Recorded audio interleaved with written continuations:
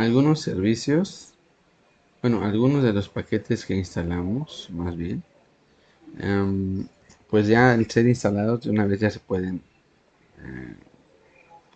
hacer uso de ellos. Por ejemplo, PHP.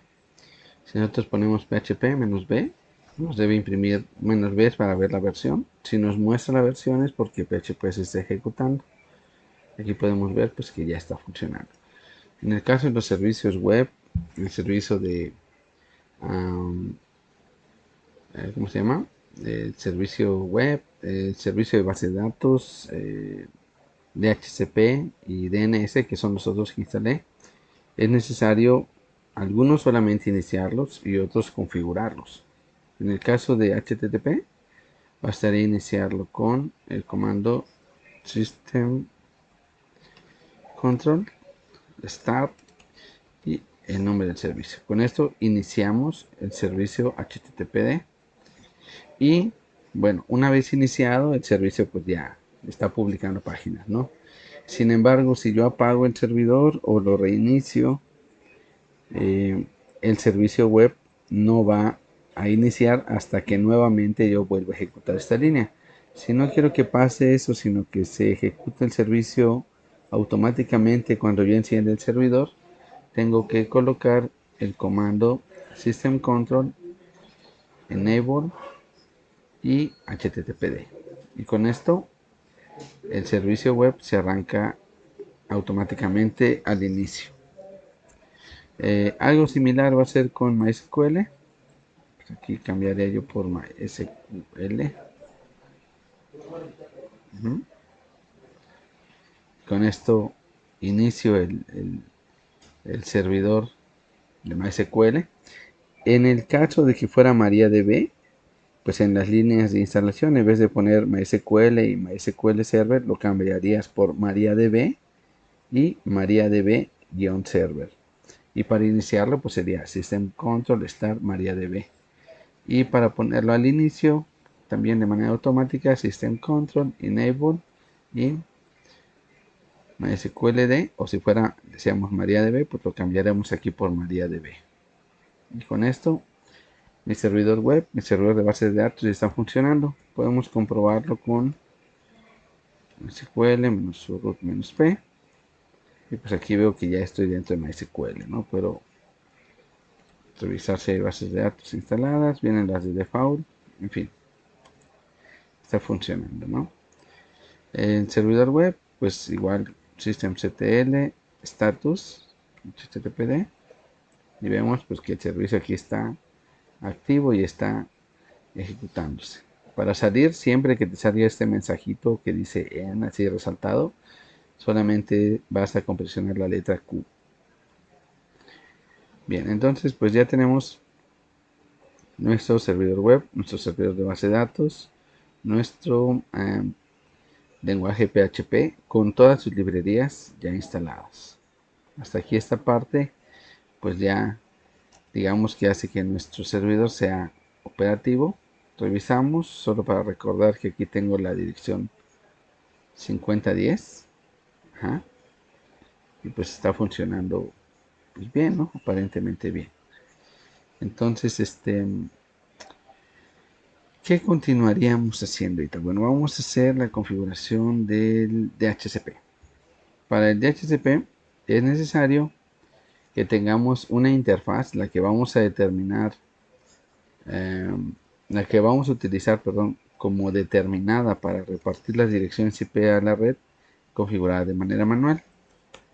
Entonces, si revisamos aquí lo que hicimos hace un rato, M0S8, que es mi interfaz mi adaptador 2, está configurado de manera manual. Aquí está manual, ya tienen la IP puesta, entonces ese es el que voy a utilizar. De todos modos,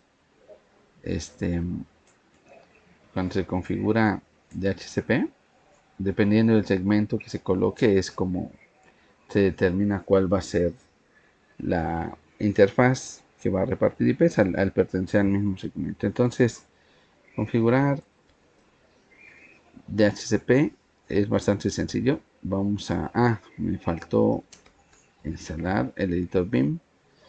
Puedo utilizar B, pero quiero que veamos la diferencia. Vamos a poner etc dhcp dhcpd.conf. Así me aparece con B. ¿Sí? Aquí podemos ver en la parte inferior, dice insert porque ya presioné la letra I y ya, ¿no?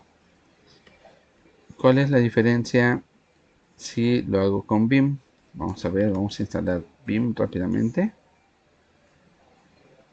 Decimos que sí. Y bueno, Vim es para dar el antecedente de lo que va a pasar. Vim es el editor V o VI, pero mejorado, ¿sí? Es decir, te trae algunas opciones extras que la versión básica no contempla. Cómo mostrar, por ejemplo, de colores algunos lenguajes que reconoce, el indexado, tabulado de columnas, este, y cuestiones como el número de línea, que muchas veces nos es bastante útil, ¿no? Por ejemplo, vamos a poner ahora con BIM. Vamos a ver, ahora sí nos sale de colores azul porque son comentarios. Pero aquí abajo podemos ver que ya nos sale también el número de columna y el número de renglón, lo que es bastante útil a la hora de hacer pues, nuestras configuraciones, ¿no? ¿Qué vamos a necesitar para hacer la configuración? Bien, es bastante sencillo. Vamos a editar el archivo pues, que les mostré, el que está en diagonal etc, diagonal dhcpd, diagonal dhcpd.conf, y vamos a agregar algunas líneas. ¿Cuáles son las líneas que podemos utilizar? O las básicas. Option, domain name, y entre comillas el nombre del dominio. Por ejemplo, redlocal.lan. Ese nombre de dominio es el que se utiliza para las redes Windows generalmente, ¿sí? Entonces esto lo puedo tener así. Ahora, si quiero especificar los DNS que se van a enviar a mis clientes, sería option domain name servers. Y aquí ya colocaría yo la dirección IP que quiero que reciban mis clientes. En este caso yo le voy a poner la misma que tengo en mi máquina, que es la 5010, porque mi máquina va a servir como DNS para mis clientes.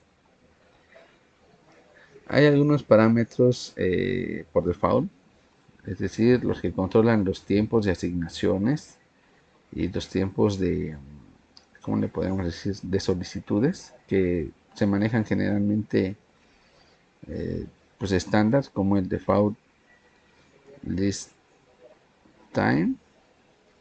Lo generalmente son 600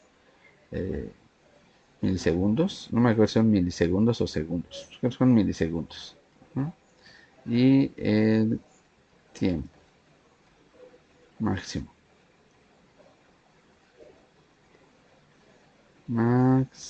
Perdón. Max list time. Que son 7200.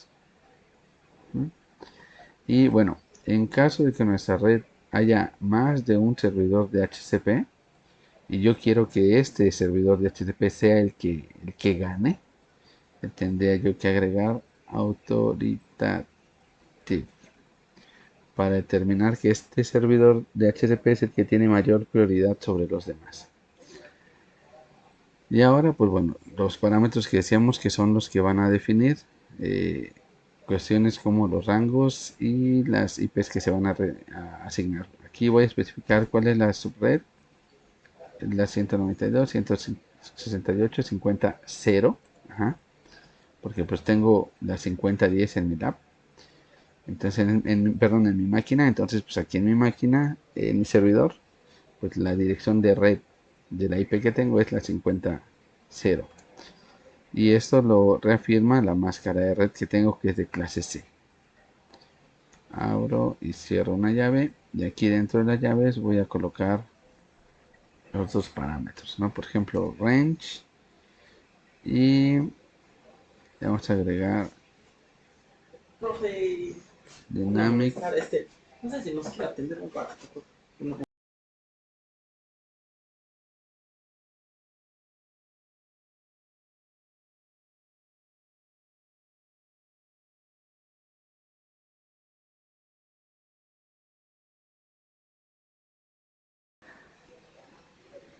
Decíamos, entonces aquí le vamos a agregar el parámetro range dynamic mm, dynamic boot. ¿No? ¿Y cuáles son el rango de direcciones IPs que voy a asignar mediante este servidor? Que son 192, 168, 50.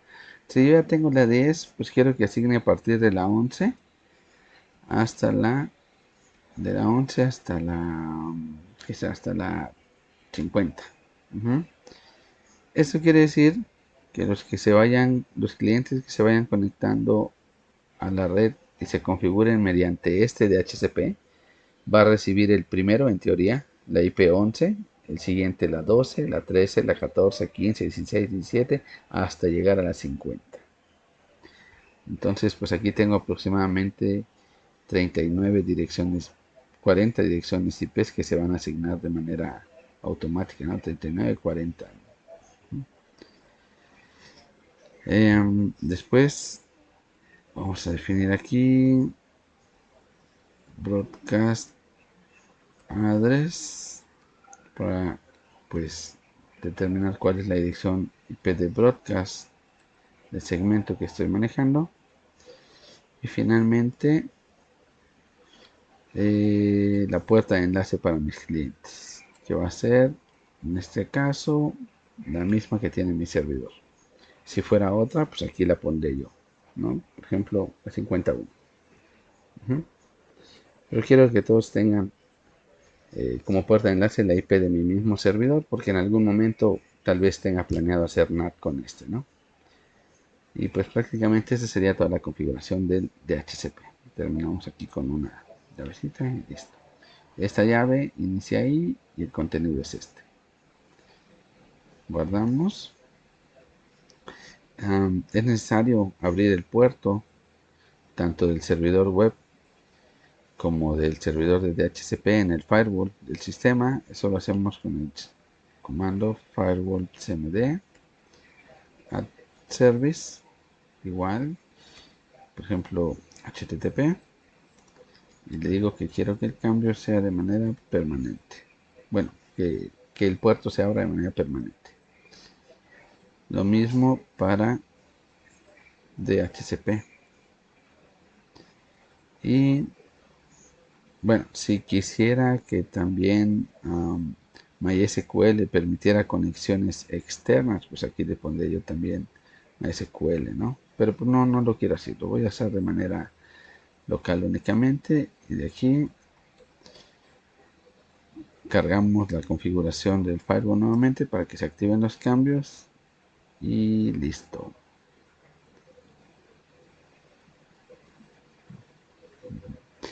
Bueno, ahora necesitamos iniciar el servicio systemctl start dhc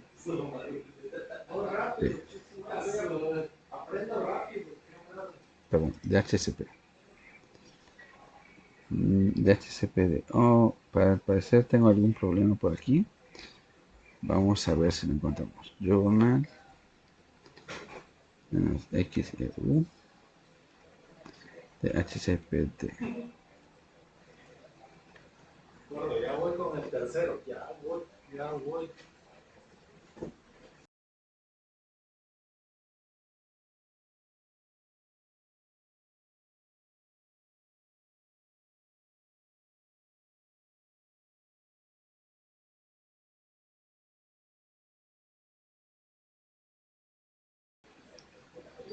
Bien, pues aquí al ejecutar el comando journal vemos que pues un errorzazo de dedo.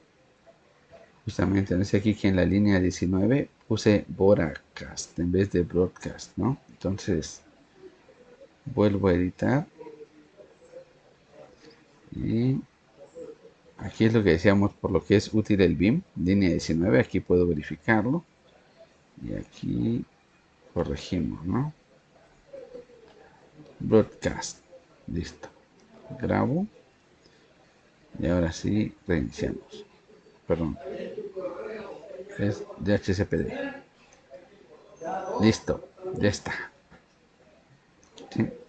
Entonces, DHCP trabajando Aquí podemos ponerle status. Vemos que está ejecutándose y todo bien. ¿Sí?